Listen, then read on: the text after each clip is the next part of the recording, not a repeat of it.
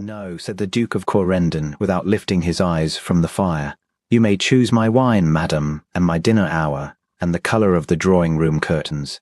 You will not choose my wife. The Dowager Duchess Augusta did not so much as blink. She sat as she always sat, very upright in the tall chair by the window of the saloon at Renholt, her hands folded on the head of her stick, and she looked at her grandson the way a general looks at a bridge he intends to cross whether it holds or not. I have chosen her, she said. It is done. It is undone. Osric set his glass down on the mantel with a click that rang through the room. I am 35, not 15. I have buried a father, I have paid his debts, I have dragged this house out of the mud he left it in, and I have done it without asking one living soul's leave.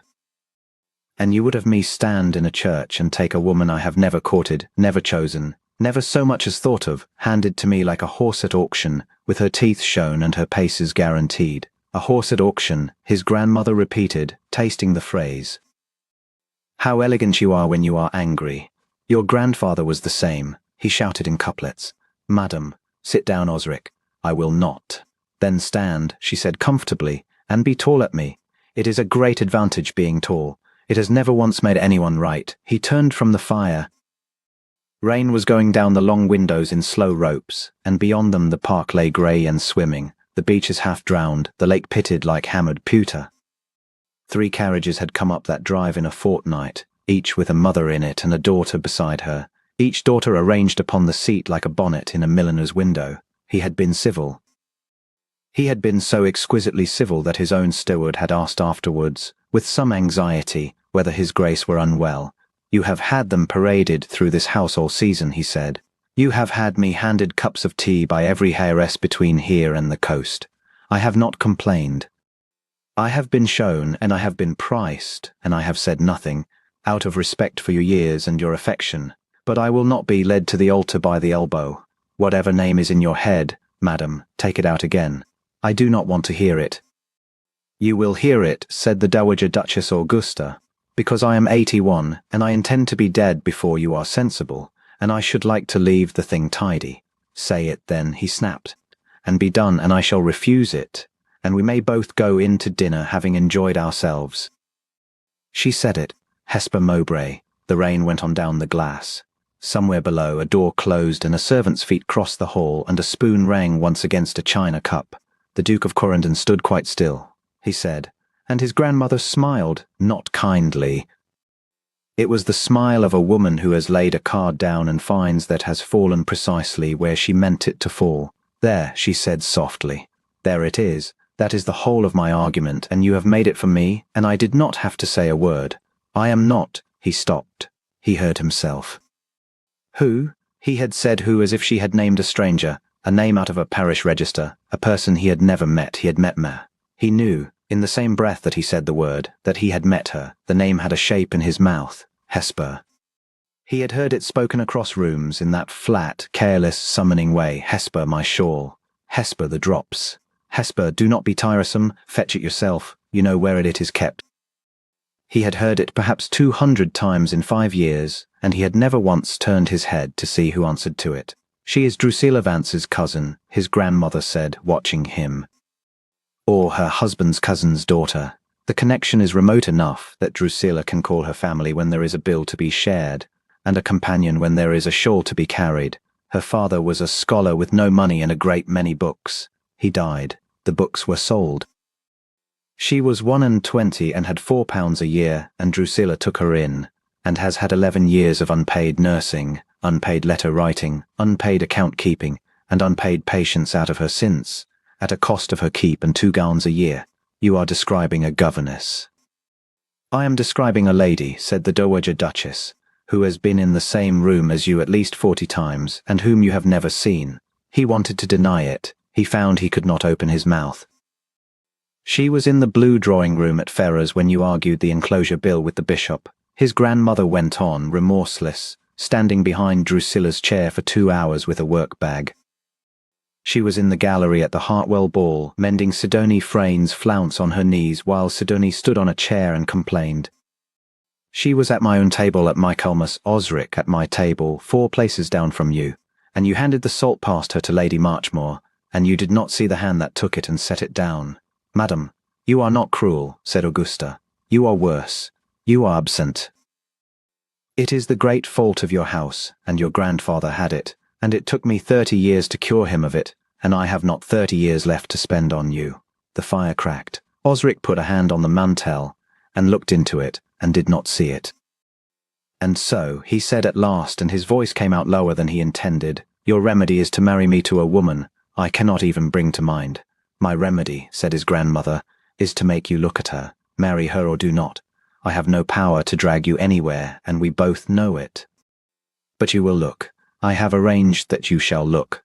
Arranged? How? They come on Thursday, said the Dowager Duchess Augusta, for a fortnight. Drusilla Vance, her daughter Arabella, Lady Sidonie Frayne and her mother, and the Frayne cousins, and my nephew's dull boy. 22 of them, Osric, and a ball at the end of it. And I have already sent the cards, so do not trouble yourself to look thunderous. It is far too late to be interesting. He stared at her. You have filled my house. I have filled my house, she said serenely. You may have it back when I am under the chapel floor. And among the 22, quite unregarded, in the third carriage with the boxes will come Hesper Mowbray, because Drusilla cannot go 3 days without someone to hold her salts. Nobody will have looked at her when she gets down. Nobody ever does. The old woman's eyes were suddenly not sly at all, but hard and bright. I am 81. I have watched the pretty ones sharpen their teeth on that girl for 11 years. She has never once answered them back where it could be heard, and she has never once broken. Do you know how rare that is, Osric? I have known duchesses who could not stand a wet afternoon. Then pension her, he said roughly. Give her a cottage. Give her 500 a year. Give her, I will do it tonight. I will write to Pargeter in the morning. It does not require that I marry her. No, said his grandmother. It does not. It requires only that you buy her off and never think of her again, which is precisely what your father would have done, and precisely what every man in that house on Thursday will do. And it is why she will be dead at 60 in a hired room with a cat and a mended glove and no one to send for. She stood slowly, both hands on her stick, and she was small, and she did not look small. I have not asked you for anything in 15 years, I ask this. Look at her.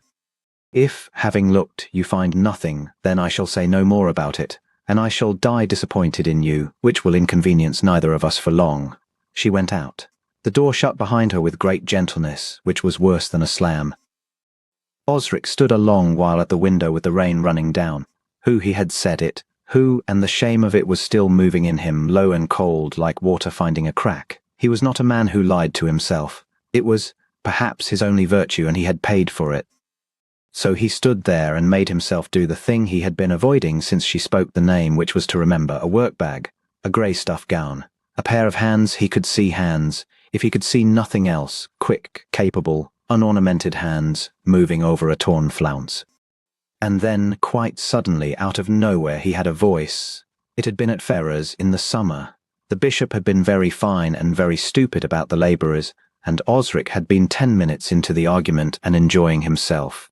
And old Vance had said something about the poor being poor because they were idle, and Osric had turned to answer him, and from somewhere behind Drusilla Vance's chair, low, perfectly composed, pitched to be heard by nobody and heard, he now understood, by him, a woman's voice had said, "How fortunate that idleness has never troubled this room." He had laughed. He remembered laughing. He remembered turning his head, and finding nothing there but ladies in a work-bag and the corner of a window, and thinking he had imagined it, and going back to the bishop. He had laughed, and he had not looked.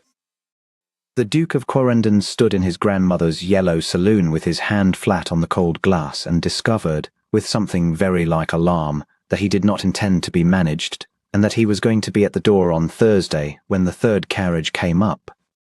They arrived at 4 in a thin grey drizzle, and it was as she had said. He stood on the steps with his hat in his hand and watched the pretty ones come down.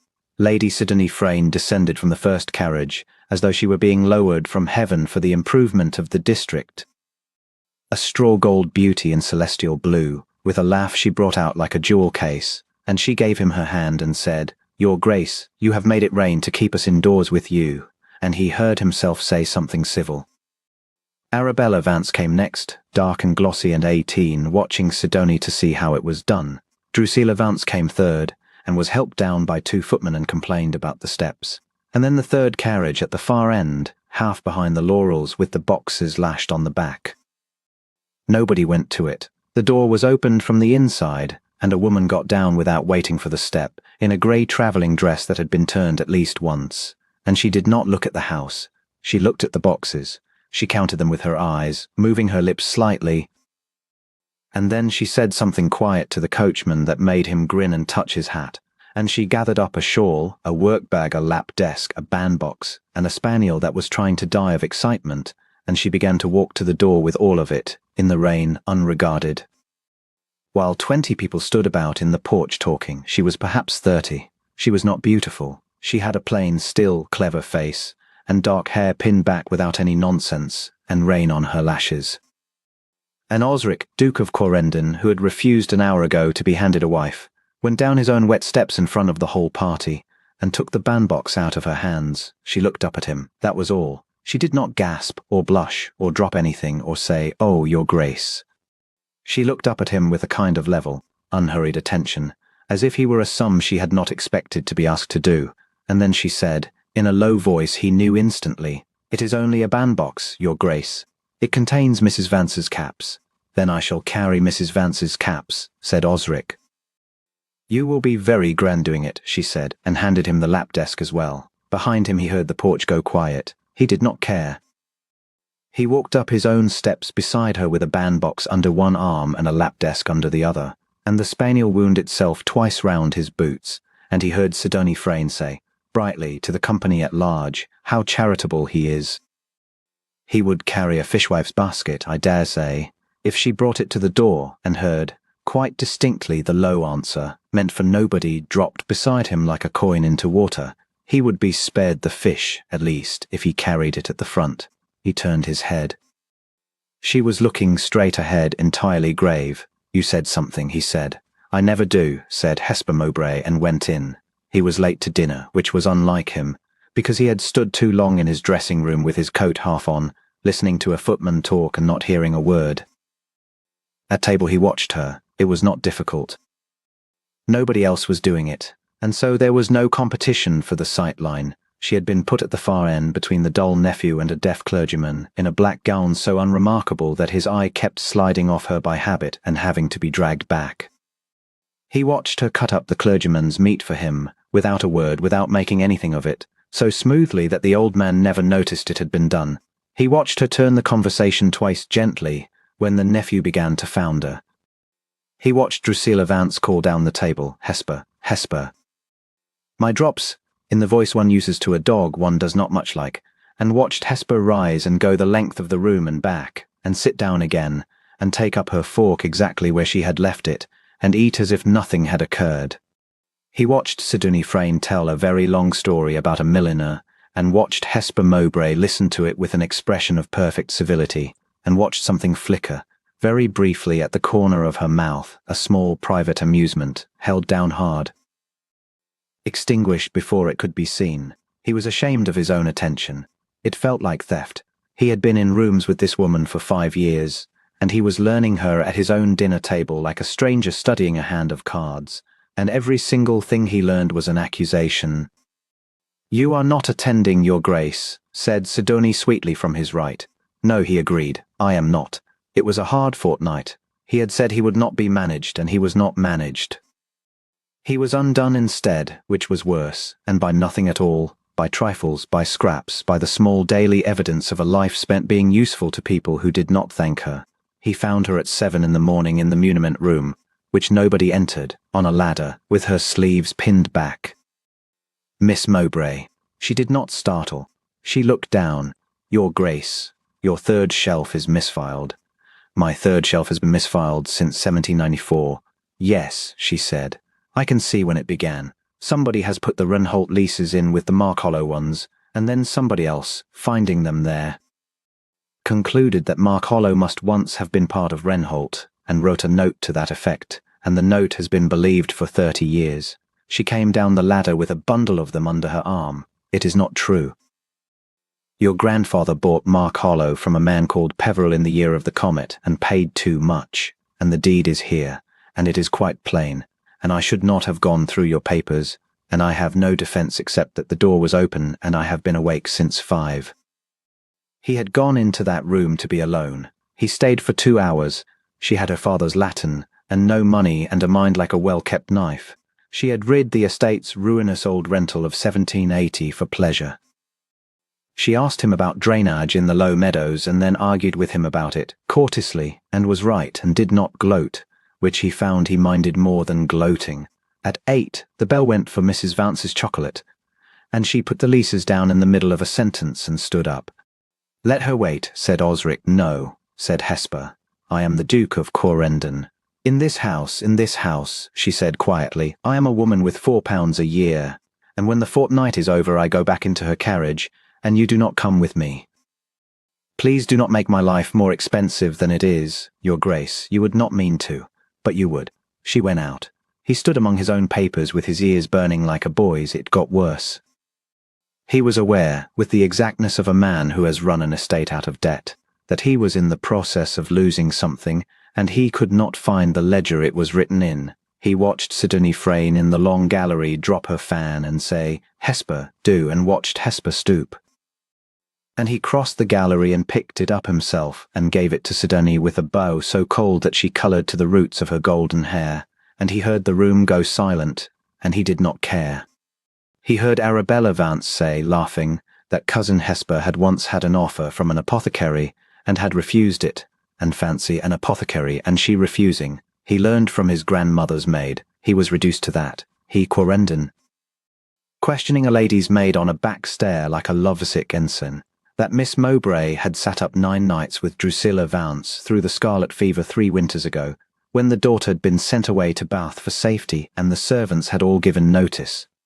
And that Mrs. Vance's first words on recovering had been to complain that the room smelt of vinegar. He went out and rode for 4 hours in the rain, because here it was, at the bottom of him, ugly and true. He did not want her. He had refused his grandmother in that yellow saloon out of the deepest pride he had. The one thing his father's ruin had left him, that he was not moved, not led, not arranged. And now the old woman had put a woman in his path, and he had looked and he was moved, and every step he took towards Hesper Mowbray felt like a step taken at Augusta's command. She had chosen for him, he thought savagely, with the rain in his face. She had known him better than he knew himself, and she had laid it out like a hand of cards, and if he took the woman she had picked, he took her from his grandmother's hand. And under that, quieter and more dangerous, if he did not take her, he lost her, because on the 11th day that carriage went, and she went in it, and he would be a man who had once carried a bandbox and let the rest go by. He came in wet and did not change, and found her in the little south parlour alone, mending. The candles were lit. It was that hour when the light goes blue at the windows and gold inside. She had a shawl about her shoulders that had been a good shawl a long time ago. She looked up and saw the state of him, and said nothing at all about it, which was a mercy he had not expected and did not deserve. "Miss Mowbray," he said, "do you know why you were invited here? To carry Mrs. Vance's," she said. "You were not." She set down her needle. She was very still. He had learned in 11 days that her stillness was not meekness, it was a door, closed and held. "Your Grace," she said carefully, "your grandmother is a great lady, and she is kind, and she is old, and she has taken a fancy, I think, to be kind to me in a way that will cost me a great deal when it is over. I would rather she did not. I have a place. It is a poor place. It is mine. I have kept it 11 years by being useful and by not being noticed, and in a fortnight you have undone that so thoroughly that Sidonie Frayne no longer troubles to be pleasant to me, even when there are witnesses. And Mrs. Vance has twice asked me what I have been about with the Duke." Her voice did not rise. It got quieter, which was far worse. "I have nothing, sir. I have no money, no protector, and no beauty. My whole fortune is that nobody has ever had cause to say my name in a certain tone. You are spending it very fast, and it is not yours to spend." He came across the room. He stopped a yard away, because he had at least that much left. "And if I told you," he said, "that what she intends, what she has intended from the first, is that I should marry you?" The needle fell. She did not pick it up. For a long moment she did not speak. Then she laughed one soft, cracked breath of a laugh, and put her hand over her eyes, and he understood with a lurch that she was not laughing at all. "That was cruel," she whispered. Hesper, you must not. She stood up. The shawl slid. You must not say such things to a woman like me, your grace, not even in jest, not even in kindness, 'cause I am not a fool, and I know precisely what I am, and I have known it for 11 years, and it does not hurt any more unless someone holds up the other thing and lets me look at it. It was not a jest. Then it is worse. She turned on him, and her eyes were wet and absolutely furious. Then she has chosen me, like a bonnet. And you will do it because she asks you, and you will be very good to me, and very just, and in 10 years you will look at Sidonie Frayne across some ballroom and you will wonder, I would rather carry caps until I die. I would rather be nothing, honestly, than be your grandmother's charity in a coronet. Miss Mowbray, do you even know, she said, what colour my eyes are? You have looked at me for 11 days. You had 5 years, and you did not know my name. The silence rang. He looked at her. Grey, said the Duke of Corendon, grey with a darker ring at the outside, and a fleck of brown in the left one low, near the corner. And when you are angry, the whole of it goes flat and cold like the lake in November, and when you are amused you look down and to the right, and press your under lip so, because you have spent 11 years not being permitted to laugh out loud in a room. She had gone white. And I do not know, he went on low, how to prove to you that this is mine and not hers. But I will not do it here in a parlour, where you can tell yourself it was pity. Ask me at the ball, Hesper. Ask me in front of all of them. He picked up her needle from the carpet and set it in her hand and closed her fingers over it, and his hand stayed a half-second too long on hers. Then he bowed and left her and did not trust himself to look back. The ball at Renholt was talked of for 30 years afterwards, and by people who had not been there. 400 candles went up in the great chandeliers of the long saloon. The crystal drops turned slowly in the heat of them and threw broken light over the shoulders of half the county. There was ice brought up from the ice-house in barrows. There was a floor chalked with a design of laurel that the first quadrille destroyed. Osric stood at the head of the room and received them all with a face like a shut door, and his grandmother sat beside him in black velvet and diamonds, saying nothing whatever, and enjoying herself so much that she had to keep her fan up. At 10:30, Lady Sidonie Frayne came in. She was, he granted her that, magnificent, white satin and the Frayne pearls in 3 ropes and gold hair dressed high with a bandeau, and she came up the room on her father's arm, knowing to the inch what she was worth, and there was a murmur, and she heard the murmur, and it fed her. She curtsied to him very low. Your Grace, she said, it is a lovely ball. Everyone says you will announce something tonight. She let that sit glittering in the air between them, and then she smiled with her lashes down. I have kept the 2 after supper free. How prudent, said Osric. He waited. 11 o'clock, the room filled and turned and glittered. He danced with a Frayne cousin because he must, and with the wife of his own vicar because she was kind, and he answered when spoken to, and every 12 seconds his eyes went to the door under the musicians' gallery, and she was not there, and she was not there, and she was not there.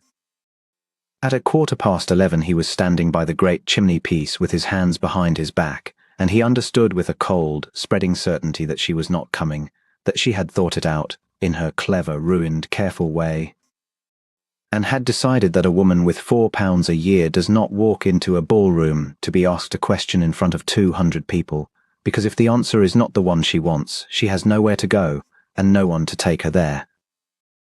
He set down his glass and started for the door to go and find her, and Drusilla Vance's voice rose behind him in delight. Hesper, no, no, I did not send for you. Go up, child, go up. You cannot come in there. He turned. She was standing just inside the doorway under the gallery in grey. It was the grey silk. He knew it because he had seen it twice in 11 days. An old gown made over, the silk gone soft and thin at the elbows where such silk goes, with a plain white ribbon at the waist tied by her own hands and no jewels of any description, none, not so much as a paste pin, and her dark hair pinned up simply and her chin level and her face perfectly white. Around her the satin, the pearls, the gold. 200 people in the finest clothes the county could raise, and a woman in a turned gown standing at the edge of it, exactly where she had stood at the edge of every room she had ever been in. The music went on for 4 bars and stopped. It was Sidonie who laughed. She did it beautifully, a light carrying silver laugh, and she said to the whole room in the tone of one making a charming observation, "Oh, but she has come down. Look, Mrs. Vance, your poor cousin has come down to us. Is it the same grey?" I do believe it is the same grey she wore at Hartwell. How loyal she is to it. The room laughed, not all of it, enough. And Hesper Mowbray stood at the door and did not run and did not weep and did not look down.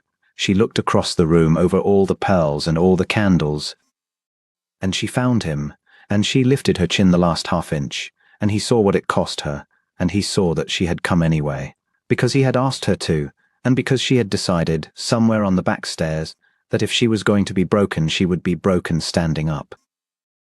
Osric, Duke of Quarrendon, walked out into the middle of his own ballroom. He did it slowly. He came down the whole length of that glittering floor with his hands at his sides, past the Frains, past the Marchmoors, past the 400 candles and the turning crystal. And everybody moved out of his way, and nobody breathed. And Sidonie Frain turned her white shoulder and made ready her most gracious face, because he was of course coming to her. He went past her as though she were a chair. He stopped in front of the woman in the grey silk. The whole room at his back made one small sound. "Miss Mowbray," he said, "Your Grace." Her voice was not steady. It was, he thought, the bravest sound he had ever heard. "You were to ask me a question." She swallowed. He watched her gather herself, the way she had gathered a shawl and a work-bag and a lap desk and a bandbox in the rain, alone, while 20 people talked in the porch. "Then I ask it," said Hesper Mowbray clearly, so that they heard her at the far end. "Whose choice am I?" And the Duke of Quarrendon turned round. He looked at them, at all of them, at Drusilla Vance with her hand at her mouth, at Arabella, at the Frains, at the county, at Sidonie standing quite alone now in the middle of the floor in her 3 ropes of pearls, with her smile still on and nothing behind it. He looked lost at his grandmother, small and black and upright by the chimney-piece, watching him with her fan folded, giving him nothing. "My grandmother," he said, and his voice went down that room like a stone down a well, "chose a bride for me a fortnight ago. I refused her. I told her in this house that I would not be handed a wife like a horse at auction, and I meant it, and I mean it still. She has no power to marry me, nor has any of you." Nobody moved. She named a name, and I said, "Who?" He let them hear it. He let it be as ugly as it was. I had been in rooms with this lady for 5 years. I had passed her the salt at my own table. I had heard her wit and laughed at it and not troubled to turn my head, and when I was told her name I said, "Who?" "That, madam," to Sidonie, without heat, which was worse than heat. "Is the whole of what is wrong with this room, and I have been the worst of you, because I had the most light to see by and I shut my eyes." Sidonie Frain's smile was gone. "You have all had 11 years of her," he said. "She has sat up with your fevers and written your letters and carried your caps and mended your flounces on her knees, and you have paid her in 2 gowns a year and a name spoken as if it were a bell to ring. You have looked straight through her, and so did I. Well, I have looked at her now." He turned back to Hesper, and his hard, cold, brooding face did something the county had never seen it do. "You ask whose choice you are," he said low. "Not my grandmother's. She made me open my eyes. She could not make me love what I saw. She could not make me stand in the muniment room at 7 in the morning and be argued out of my own drainage. She could not make me lie awake counting 11 days, nor make me carry a bandbox up my own steps in the rain like a fool, nor make me learn the fleck of brown in your eye. That was not hers, that was mine. Every part of it was mine, and I would have come to it in the end without her, only later, only too late, only after that carriage had gone." He drew a breath. "I am not obeying anybody, Hesper. I am asking, before all of them, so that no one in this county, including you, madam, when you doubt it at 3 in the morning, as you will, can ever say it was arranged." And the Duke of Quarrendon, in front of 200 people, drew off his right glove, and went down on one knee on the chalked floor of his own ballroom, and held up his bare hand to a woman in a turned grey gown. "Marry me," he said, "not because she chose you. Because I have, and I do, and I shall go on doing it every day of my life in front of anyone who cares to watch." For a moment Hesper Mowbray could not speak at all. Then she put her hand into his capable, unadorned hand, without a ring on it, that had held a needle an hour ago, and closed her fingers over his signet, and said, not loudly, but in a voice that carried to the very back of that silent, blazing, crystal-hung room, I have been in the corner of your rooms for 5 years, your grace. I should like to come out of it. The Dowager Duchess Augusta put up her fan again. She was not smiling. She was, for the first time in the memory of anybody present, crying, and she did it as she did everything, without apology and without noise. Afterwards there was a good deal of confusion. Drusilla Vance recovered enough to say, loudly, that of course she had always regarded dear Hesper as a daughter, and was met by the Dowager Duchess with a stare of such glacial civility that she sat down and did not rise again for an hour. Arabella wept in a doorway. The Frains went home before supper. Sidonie went down the steps to her carriage through a crowd that had somehow stopped looking at her, and got in without a word, and it was noticed, such things are always noticed, that not one person came out to see her go, and the county talked for a month, and then found, to its considerable disappointment, that there was nothing to talk about, because when the Duke of Quarrendon brought his Duchess to church for the first time, in a plain grey silk that she had refused to give up, and had merely had a new white ribbon put upon, he handed her out of the carriage in front of every soul in the parish and did not let go of her hand going up the path, and there was not a woman there over 60 who did not go home and say that she had never seen anything like it. He gave her the muniment room. That was the first thing. He had the third shelf carried out, and the misfiled leases with it, and put in new presses and a good lamp and a fire that was lit every morning at 6. And there she sat over the rentals of Wrenholt and Mark Hollow with her sleeves pinned back. And within 2 years the Low Meadows were drained her way, which he never once admitted aloud and told everybody about constantly. He gave her the Quarrendon emeralds, and she wore them kindly twice a year to please him. He gave her at last the thing she had never had, which was the right to laugh out loud in a room, and she used it. And the sound of it in that great cold house was such that the servants would stop on the stairs to listen, and the old butler said once, to nobody, that he had worked at Wrenholt for 40 years, and had not known till now that it was a house you could be happy in. His grandmother lived 9 years more, out of pure obstinacy, and spent them in a chair by the fire being brought her drops by a duchess who fetched them herself and would not be argued with. On the last afternoon she took Hesper's hand and Osric's together in her own and said, with great satisfaction, I chose her, you know. You did not, said Osric. No, said the Dowager Duchess Augusta, closing her eyes. I only opened the curtains. Well, somebody had to.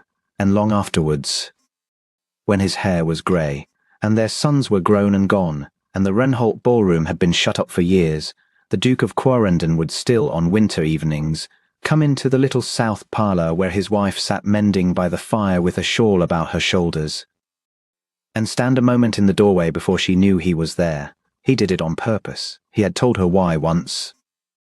Because there had been 5 years in which she had been in every room he entered and he had never once looked, and he had promised himself, kneeling on a chalked floor with his glove off, that for the rest of his life he would never come into a room she was in without stopping, first to see her. She always looked up. She always knew. Well, she would say, with the needle still in her hand and the firelight on her plain, clever, beloved face, and who are you looking at, your grace? And he would cross the room and take the needle away from her and lift her hand and answer her the same way every time for 40 years. You, said Osric, only ever you.